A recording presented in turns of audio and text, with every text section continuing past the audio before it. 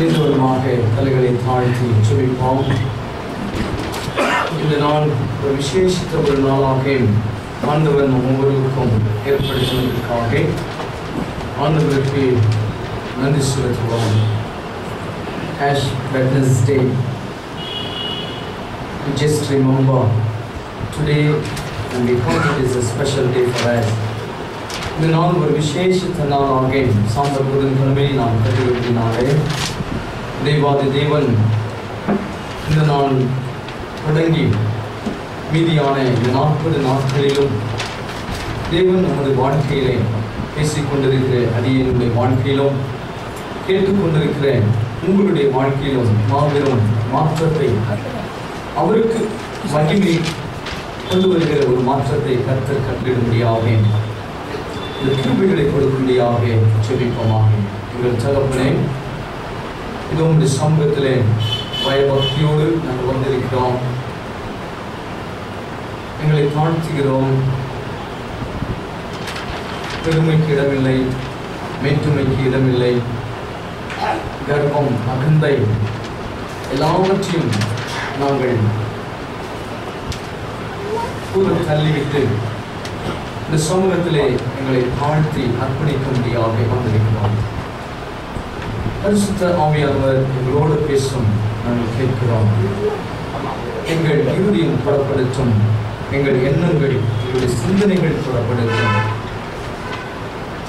எங்கள் வாழ்க்கை, எங்கள் திருச்சபை குடும்பங்கள் மாற்றமடைய அது உங்களுக்கு மகிமையாக இருக்க உதவி செய்யும். இயேசுவின் நாமத்தில் ஜெபிக்கிறோம் பிதாவே.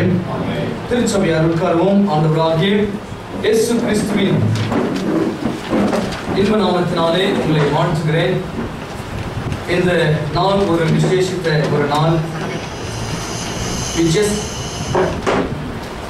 celebrate today the name of Ash Wednesday. சாம்பல் புதன் இந்த நாளை நாம் நினைவு கொள்கிறோம் அல்லது கொண்டாடுகிறோம் என்று சொல்லலாம். ஆஷ் என்கின்ற வார்த்தைக்கு நாம் அனைவருக்கும் அர்த்தம் தெரியும். எல்லாவற்றையும் நாம் நெருப்பை மூட்டி சுற்றி அவைகளை எரித்துவிட்டு அதன் பிறகு வருகிற ஒரு பார்ட்டிகல்ஸ் தான் ஆஷ், சாம்பல். அதற்கு முன்பாக அது சாம்பலாக இல்லை.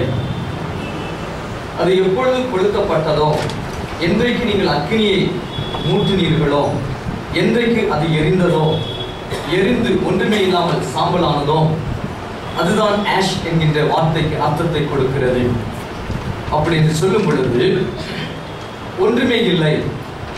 என்னுடைய வாழ்க்கையில எதெல்லாம் நான் பெருமையாக நினைத்தேனோ, எதெல்லாம் என் தேவனுக்கும் எனக்கும் ஒருவருக்கு தடையாக காணப்பட்டதோ, அவைகள் அனைத்தையும் நான் சுட்டெரிக்கிறேன் நெருப்பினாலே.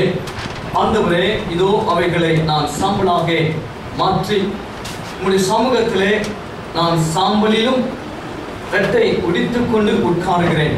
அதைத்தான் பழைய ஏற்பாடிலே நாம் பார்க்கும் பொழுது ராஜாக்கள், தேவனுடைய பிள்ளைகள் பாவத்தை செய்த பொழுது, ஆண்டவருக்கு விரோதமாக செயல்பட்ட பொழுது, தேவ ஆவியானவராலே உணர்த்தப்பட்ட பின்பு அவர்கள் தேவனுடைய கோபத்தின் வார்த்தைகளை கேட்ட பொழுது அவர்கள் இரட்டை உடித்துக் கொண்டு ஆகாரத்தை விட்டுவிட்டு சாம்பலிலே உட்கார்ந்து ஆண்டவருடைய சமூகத்திலே அவருடைய இரக்கங்களுக்காக அவர்கள் ஏங்கின நாட்கள். அதைத்தான் நம்முடைய ஆரம்ப ஜபத்தில் அல்லது ஆராதனையிலே முதலிலே தேவ கோபாக்கினின் குரல் என்கின்ற சத்தத்தை நாம் கேட்டோம்.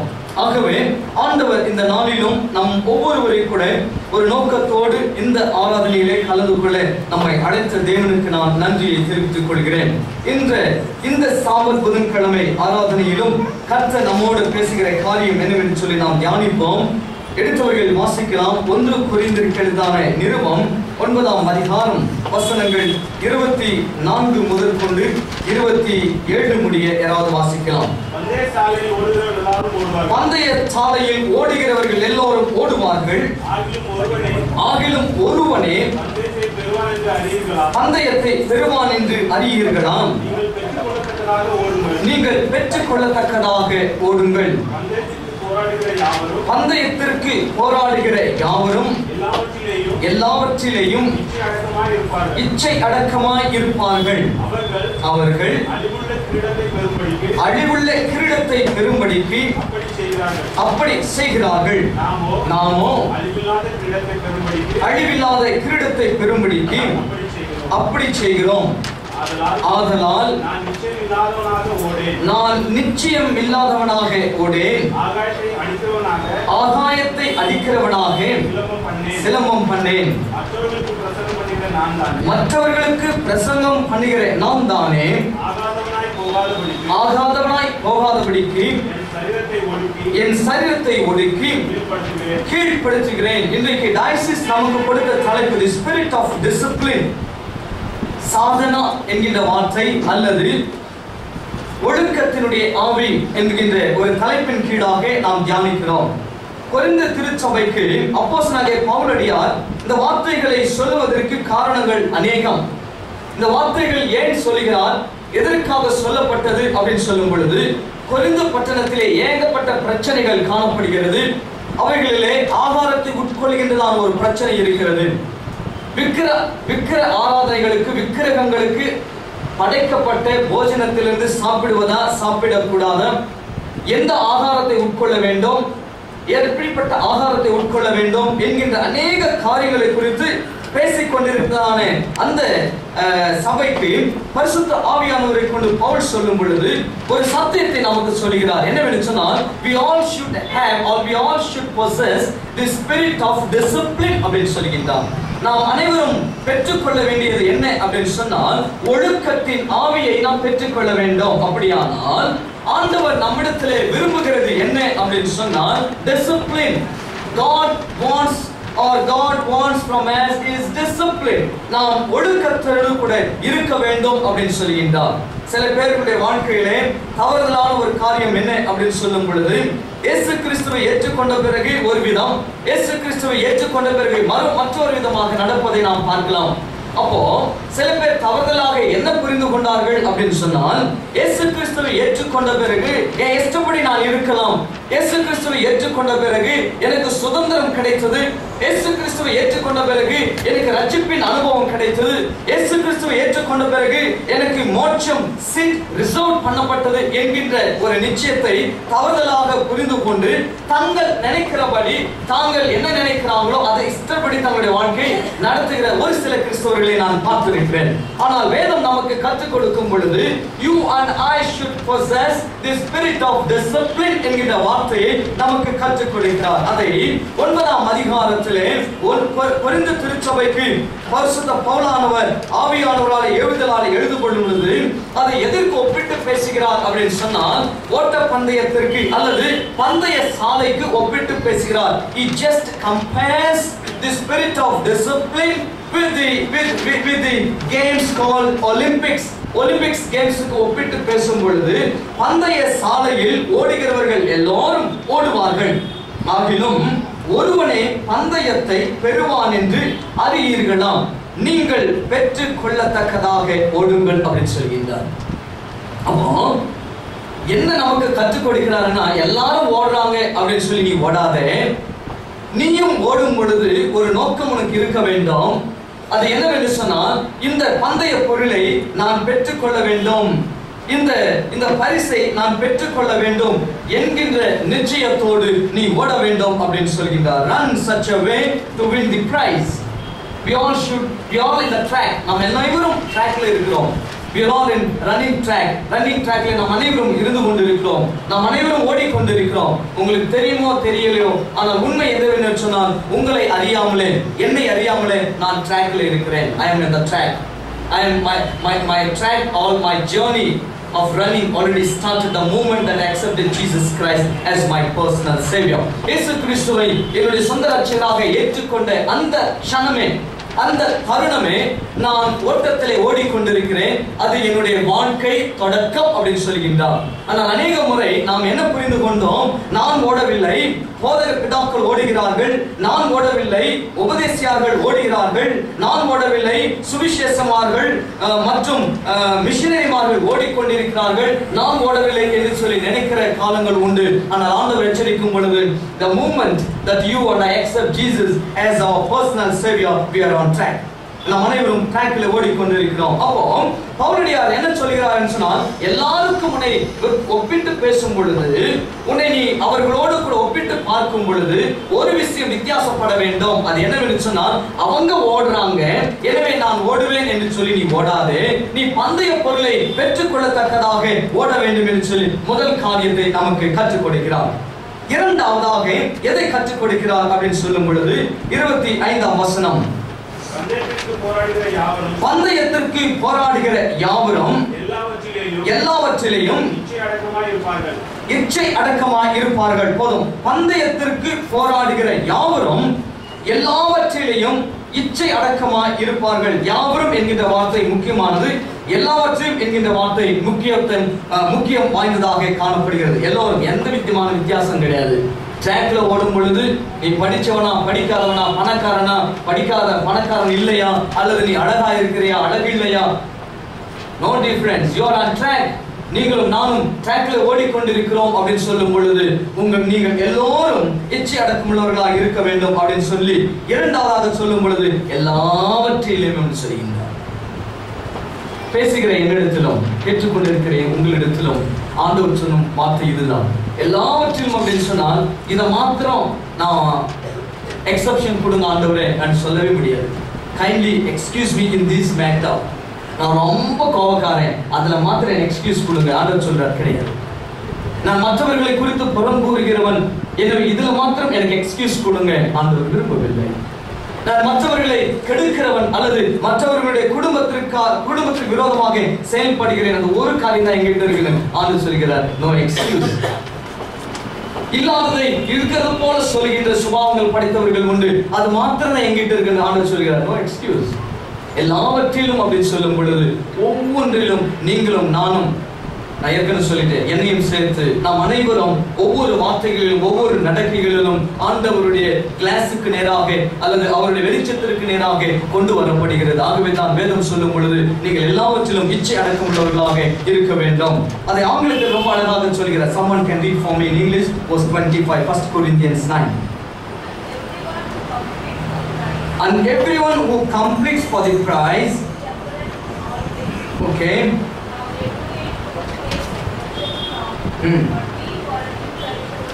Thank you so much. இதில் இன்னொரு டிரான்ஸ்லேஷன் சொல்லும் பொழுது, in the game when you are running to achieve the prize, you should have strict discipline அப்படின்னு சொல்லுவார். You should follow strict discipline. அந்த வார்த்தை எழுதப்பட்டிருக்கிறது இன்னொரு மொழியாக்கத்திலே. குட் நியூஸ் பைபிளில் யார்கிட்ட இருந்தாலும் நீங்க வாசிக்கலாம். குட் நியூஸ் பைபிள் இருக்கும் பொழுது என்ன சொல்றாரு? Is there someone who has good news Bible with you? Good news translation, strict discipline அப்படின்னு சொல்கின்றார். கடினமான ஒரு ஒழுக்கம் அப்படின்னு சொல்கின்றார். சரியான ஒரு ஒழுக்கம் அப்படின்னு சொல்கின்றார். So what is discipline? Why do we want discipline? Why should we discipline ourselves? எதுக்கு ஒழுக்கம் என்றால் என்ன? ஒழுக்கம் எதற்காக, ஏன் ஒழுக்கமாக இருக்க வேண்டும் அப்படின்னு சொல்லும் பொழுது, ஒழுக்கம் நமது வாழ்க்கைக்கு நெறியாக காணப்படுகிறது, நம்முடைய வாழ்க்கைக்கு நங்கூரமாக இருக்கிறது, ஃபவுண்டேஷனாக காணப்படுகிறது. ஒழுக்கம் இல்லைன்னா போதகராக இருந்தாலும் சரி, பேராயராக இருந்தாலும் சரி, பிரைம் மினிஸ்டரா இருந்தாலும் சரி, ஏதோ ஒரு இடத்துல எவ்வளவு தூரம் போனாலும் அங்கிருந்து கீழே தள்ளப்படுவார்கள். யாரா இருந்தாலும் சரி, நாம் தடுக்கி தப்பி தடுமாறி மேல போனாலும் சரி, அந்த ஒழுக்கம் என்கின்றதுல நமக்கு சரியில்லை என்று சொன்னால் அனைவரும் ஒரு இடத்திலிருந்து மேலிருந்து கீழே விழுவதை நாம் பார்க்கலாம். ஒழுக்கம் என்பது சிறு பிள்ளைகளில் இருந்து நமக்கு பெற்றோர்கள் கற்றுக் கொடுக்கிற ஒரு காரியம். சிறு பிள்ளைகளுக்கு நாம் கற்றுக் கொடுக்கும் பொழுது ஆகாரத்திலே ஒழுக்கத்தை கற்றுக் கொடுக்கிறோம். ஆகாரத்தை எப்படி கற்றுக் கொடுக்கிறோம் அப்படின்னு சொன்னா, தாய் ஆகாரத்தை பரிமாறிட்டு அவங்க இஷ்டப்படி டிவி பார்க்க மாட்டாங்க. அப்படி பார்த்தீங்கன்னா தப்பு. Don't do that. ஆகாரத்தை பரிமாறிட்டு தாய் என்ன செய்கிறார் என்று சொன்னால் தன் குழந்தை ஆகாரம் எப்படி பகிர்கிறது, எப்படி சாப்பிடுகிறது என்பதை கவனிக்க வேண்டும். அப்போ சாப்பிடும் பொழுது என்ன செய்கிறாங்க அப்படின்னா, பழைய காலத்தை பத்தி பேசிக் கொண்டிருக்க இன்றைக்கு நிறைய மாற்றங்கள். பழைய காலங்களிலே இந்த சப்பளங்காலம் போட்டு ஓகே கிராஸ் லெக்ஸ் பண்ணிட்டு கீழே உட்கார்ந்துட்டு முதல்ல என்ன செய்வாங்க, என்னென்ன இருக்குன்னு சொல்லி கொடுக்க மாட்டேன், முதல்ல ஜெபம் பண்ண. You should pray for the food. Short prayer. அந்த food ஜெபம் பண்ண பிறகு பிள்ளைகள் சாப்பிடும் பொழுது தாய் என்ன செய்வார்கள் சொன்னால் அப்படியே பார்த்து கொண்டிருப்பார், எப்படி என் குழந்தை சாப்பிடுறது. நீங்க பார்த்தீங்களா இல்லையா? பார்க்கணும். அப்போ சாப்பிடும் பொழுது அந்த குழந்தை வேகமா சாப்பிட்டாங்கன்னா ரெண்டு தட்டு தட்டுவீங்க. பொறுமையா சாப்பிட்டாலும் சாப்பிடும் பொழுது ஒரு சில சோறு கீழே விழுந்து சிந்திச்சேன்னா அதுல ரெண்டு தட்டு. அதெல்லாம் நான் அடி வாங்கி இருக்கிறேன், நீங்க நிறைய பேர் அடி வாங்கி உட்கார்ந்துட்டு இருக்கீங்க. ஒரு சோறு ஒன் ரைஸ் கீழே விழும் பொழுது அந்த ரைஸை அந்த தாய் எடுத்துட்டு போதிக்கிறாள். இந்த ரைஸ் நமக்கு கொடுக்கப்படுவதற்கு ஆண்டவர் எத்தனையோ காரியங்களை செஞ்சு ஒரு ரைஸை வச்சு மாபெரும் பாடத்தை தாய்மார்கள் கற்றுக் கொடுத்தார்கள், கற்றுக் கொண்டிருக்கிறார்கள். என்ன சொல்கிறார்களா, இந்த ஆகாரத்திற்காக உங்க அப்பா எவ்வளவு கஷ்டப்பட்டு வேலை செய்யறாரு, இந்த ஆகாரத்திற்காக நான் எவ்வளவு கஷ்டப்படுகிறேன், இந்த ஆகாரத்திற்காக ஒரு விவசாயி எவ்வளவு கஷ்டப்படுகிறான், இந்த ஆகாரத்திற்காக எத்தனை மக்கள் சாகிறார்கள் என்பதை சொல்லிக் கொடுக்கும் பொழுது அந்த குழந்தைக்கு அந்த ஆகாரத்தினுடைய மேன்மையை நாம் கற்றுக் கொடுக்கிறோம். அதன் பிறகு அந்த ஆகாரத்தை திரும்ப என்ன செய்கிறோம், அந்த தட்டுல போட்டு நீ கீழே ஒரு ரைஸ் சிந்தக்கூடாது. அங்கு ஆரம்பித்த டிசிப்ளின் அவன் அதிகாரியாக உட்காரும் பொழுதும் கூட சாப்பிடும் பொழுது உடனே நினைவுக்கு வருவது தன் தாய் தன் தகப்பன் கற்றுக் கொடுத்த ஒழுக்கம். நான் ஜஸ்ட் ஆகாரத்தை பற்றி தான் சொன்னேன், இன்னும் நிறைய காரியங்கள் இருக்கு. அவள் எல்லாவற்றிலும் என் தாய் எனக்கு ஒரு டிசிப்ளினை கற்றுக் கொடுக்கிறார், ஒழுக்கத்தை கற்றுக் கொடுக்கிறார். காரணம் என்னவென்று சொன்னால், நாம் வாழ்ந்து கொண்டிருக்கிற உலகம் பயங்கரமானது. அது எப்பேற்பட்டவனை கூட கீழே தள்ளிவிடும்.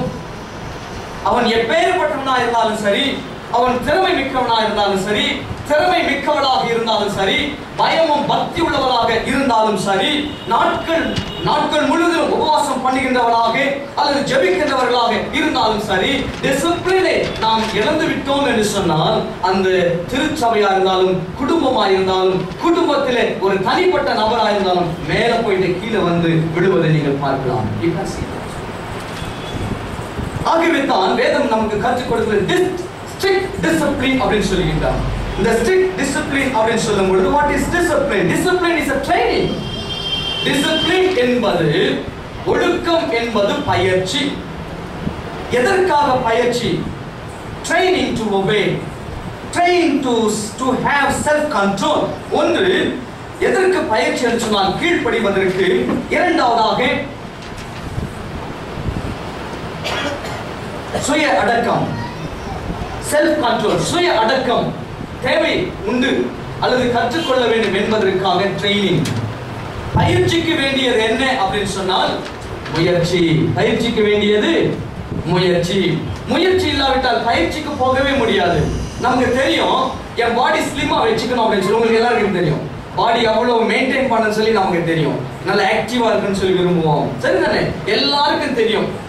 ஆனால் இவைகள் அனைத்தும் நாம் தெரிந்து கொண்ட பிறகும் நாம் வந்து ஊதிக்கொண்டே போகிறோம், உப்புக்கொண்டே போகிறோம் அப்படின்னு சொன்னால் என்ன விஷயம் அப்படின்னு சொன்னா பயிற்சி ஒன்று இல்லை. பயிற்சி தெரியும் நமக்கு. காலையில டாக்டர் சொல்றாரு, ஏமா நீங்க வந்து கண்டிப்பாக ஒரு 2 கிலோமீட்டராவது வேகமா நடக்கணும், அதாவது வேர்வை கொட்டுற மாதிரி நடக்கணும்னு சொல்றாங்க. தெரிஞ்சிச்சு உங்களுக்கு.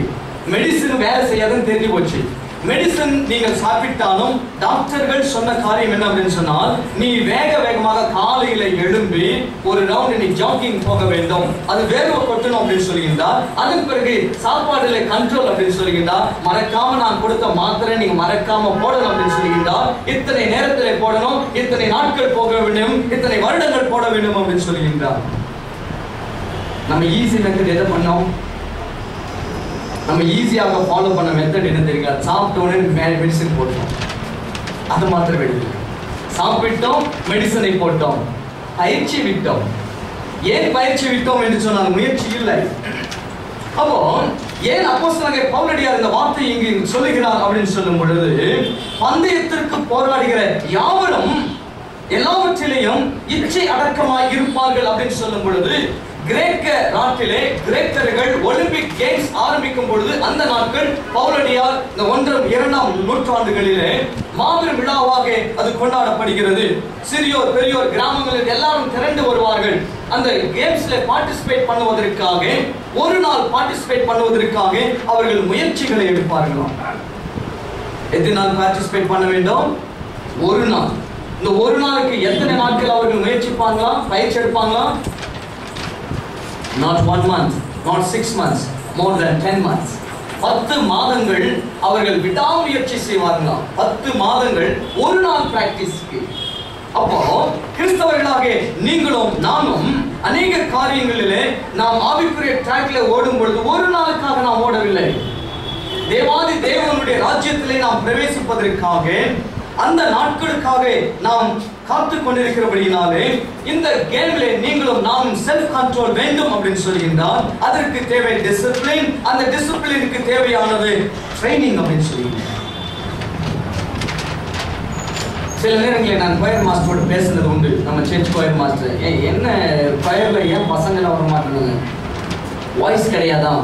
எல்லாருக்கும் குரல் இருக்கையா, நல்ல குரல், ஏன் வரமாட்டேன்றாங்க? வந்த பிறகு ஒன்று இன்ட்ரெஸ்ட் எடுக்க மாட்டேன்றாங்க, இரண்டாவது வந்து கொயர்ல உட்கார்ந்துட்டு பிறகு ஒரு நாள் வராங்க, 2 நாள், 1 மாசம் 2 மாசம் கட்டு. வந்தவர்களை குறித்து நாம் பேசுவோமானால் நல்லா பாடுறாங்க, கொஞ்ச நாள் ஆன பிறகு மண்டை வந்து கரகரனாகுது. என்னென்ன விஷயம் அப்படின்னா, குரல் போயிடுச்சாங்க. நீங்கள் டிவி பாருங்க, film playback singers S Janaki அவர்கள் ஒரு இன்டர்வியூவில் பேசும் பொழுது நான் அதை கேட்டேன். அவங்க பாடல்கள் உங்களுக்கு தெரியும். P Susheela, S Janaki, film singers, top most singers. அவங்க பாடும் பொழுது அவங்க குரலை கேட்டுக்கிட்டே இருக்கலாம்னு இருக்கும். No matter whether they are singing film songs or not, but their voice is beautiful. When you listen their voice, உங்களை நீங்கள் மெய்மறந்துடுவீங்க. அப்போ நான் சிந்தித்து இவ்வளவு அழகாக பாடுறாங்க, எப்படி இவங்களுக்கு இந்த குரல் வந்தது அப்படின்னு சொல்லும் பொழுது, எஸ் ஜானகி அவர்கள் ஒரு இன்டர்வியூவில் குழந்தைங்கள்லாம் பாடும் பொழுது அவங்க என்ன சொல்லி கொடுத்தாங்க அப்படின்னா, நீங்க நல்லா பாடணும்னா ஒன்று செய்யணும். என்ன அப்படின்னா, நீங்க ஐஸ்கிரீம் சாப்பிடுவதை நிப்பாட்டணும் அப்படின்னா. அப்போ அவங்க தங்களை குறித்து என்ன சொன்னாங்கன்னா, இத்தனை வருஷங்களா நான் பாடுறேன். அவங்க நான் சொல்றேன் உங்களுக்கு, எஸ் ஜானகி மெல்லிய குரல், சிறு குழந்தை போல பாடுவாங்க. பாடுறது கண்ண மூடி நீங்க கேட்டீங்கன்னா குழந்தை தான் பாடுவாங்க நினைப்பீங்க. 70 வயசு வயதான தாயார் பாடுகிற பாடு, 75 வயசு தாயார் பாடுகிற பாடல் அது. அவங்க சொன்னாங்க, இது வரைக்கும் நான் ஐஸ்கிரீம் கொடுத்ததே கிடையாது. ஐஸ்கிரீம் அப்படின்னா நம்ம எல்லாருக்கும் ஆசை.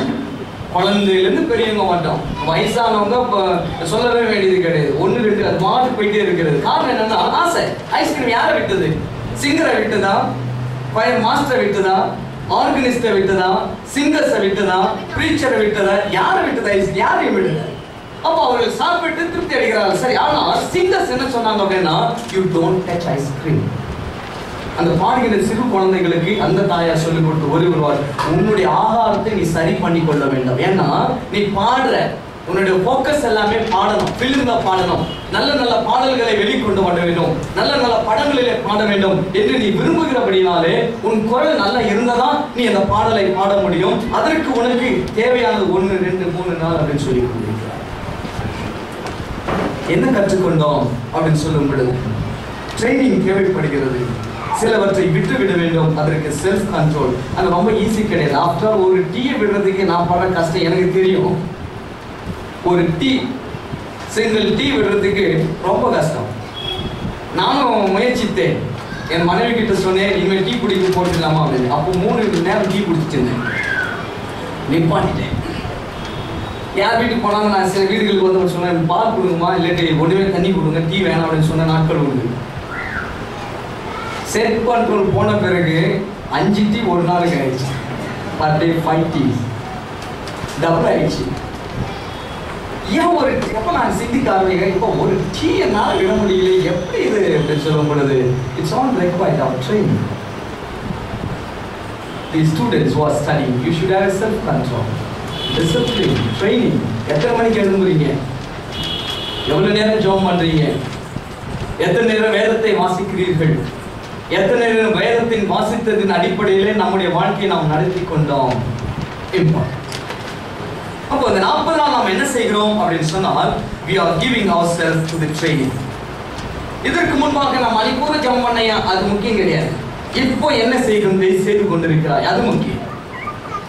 இதுக்கு முன்னாக நான் செய்த ஜெபங்கள் இப்பொழுது நான் திரும்பவும் பெற்றுக்கொள்ள வேண்டும் என்று சொன்னால் நீ இன்றையிலிருந்து முயற்சிக்க வேண்டாம். இதற்கு முன்பாக நான் ஒரு நாளைக்கு ஒரு அதிகாரத்தை படித்தேன், ஆனால் இப்பொழுது நீ என்ன செய்ய வேண்டும் என்று சொன்னால் அதை திரும்பவும் படிக்க வேண்டாம். இதற்கு முன்பாக நான் வேதாகமத்தை தியானித்தேன், இப்பொழுது நான் ஆண்டவர் சொல்கிறார் இந்த 40 days the first day ஆண்டவர் என்ன சொல்றாருன்னா, நீ திரும்பவும் அந்த ட்ரெயினிங்கை நீ கொண்டு வந்தாய் என்று சொன்னால் 5 மணிக்கு எழும்புறதோ 6 மணிக்கு எழும்புறதோ அல்லது நேரம் கிடைக்கும் போது வேதத்தை எடுத்து நீ வாசிக்கிறதை நீ கற்றுக்கொள்ளும் பொழுது, அதை தியானிக்கும் பொழுது ஆண்டவர் நம்முடைய வாழ்க்கை கேரக்டர்ஸை, நம்முடைய நேச்சரை மெருகேற்றுவதை நீங்கள் பார்க்கலாம். அப்போ இந்த 40 நாள் எதற்காக அப்படின்னு சொன்னா, வெறும் 40 நாளுக்காக இல்ல, மீதியான 400 நாட்களுக்கும் மீதியான 40 வருஷங்களுக்கும் இன்றைக்கு நீங்களும் நானும் அடித்தளத்தை போடுகிறோம். என்னவென்று சொன்னால், நான் காலையிலேயே ஜெபிக்கிறேன், நான் காலையிலே வேதத்தை வாசிக்கிறேன். இந்த 40 நாள் ஒரு நாள் விடாமல் நீங்க செஞ்சு பாருங்க. 5 மணிக்கு எழும்போதே உங்களுக்கு கற்றுக்கொண்டீர்கள் சொன்னால் 5 மணிக்கு நீங்க எவ்வளவு தூங்கினாலும் உங்களை அறியாமலே நீங்க எழும்புவீங்க. சரிதானே? 5 மணிக்கு பழக்கத்துல வந்துச்சோம்னா எவ்வளவு டயர்டானாலும் 5 மணிக்கு நீங்க எழும்பி நிற்பீர்கள். தூக்கம் வராது அப்படின்னு சொல்வீங்க. ஏன்னு சொன்னால் நீங்கள் உங்களை நீங்கள் பயிற்சியிலே ஒப்பு கொடுத்தீர்கள். 2 காரியங்கள். ஒன்று, run such a way to win the prize. நீங்கள் பெற்றுக்கொள்ளத்தக்கதாக ஓடுங்கள். 2வது, எல்லாவற்றிலும் இச்சை அடக்கமுள்ளவர்களாக இருங்கள். இவை இரண்டும் நமது வாழ்க்கையிலே கடைபிடிக்கும் பொழுது நமது ஆவிக்குரிய நேச்சர், நம்முடைய கேரக்டரிலே மாற்றங்கள் வருவதில் சந்தேகமில்லை. கர்த்தர் இன்றைக்கு அதற்கு அடிக்கல்லை நாட்டுகிறார், ஃபவுண்டேஷனை போடுகிறார். அதன் மீது நாம் கட்டும் பொழுது 40 நாளில் 400 நாட்களும் 40 வருடங்களுக்குள்ள ஆசீர்வாதங்களை நமக்கு கட்டுகிறார். கரங்களை தாண்டி செபிப்போம். எங்களை நேசிக்கிற அன்பான ஒரு சாதாரணமான பிலிம் சிங்கர் நான் இதை தொடவே மாட்டேன் அப்படின்னு சொல்லியிருக்காங்க. வேதாகமத்திலே கிரேக்கர்கள் ஓடுகிறவர்கள் அவர்கள் எல்லாவற்றிலும் இச்சை அடக்கமுள்ளவர்களாக இருக்கிறார்கள் என்று சொல்லியிருக்கிறார். ஆனால் சத்தியம் என்னவென்று சொன்னால், பவுலடியார் மூலமாக ஆவிக்குரிய ஓட்டத்திலே ஓடிக்கொண்டிருக்கிற உனக்கும் எனக்கும் இந்த செல்ஃப் கண்ட்ரோல் வேண்டும் என்று சொன்னதற்காக ஸ்தோத்திரம். காரணம், அவர்கள் அழிவுள்ள கிரீடத்தை பெறுகிறார்கள், நாங்கள் அழிவில்லாத கிரீடத்திற்காக ஓடிக்கொண்டிருக்கிறோம். அதை பெற்றுக் கொள்ளத்தக்கதாக பேசின அடியேனும் கேட்ட உமது ஜனங்களும் ஓட கிருபித்தார்கள். இயேசுவின் இந்த நாமத்தில் ஜெபிக்கிறோம் பிதாவே.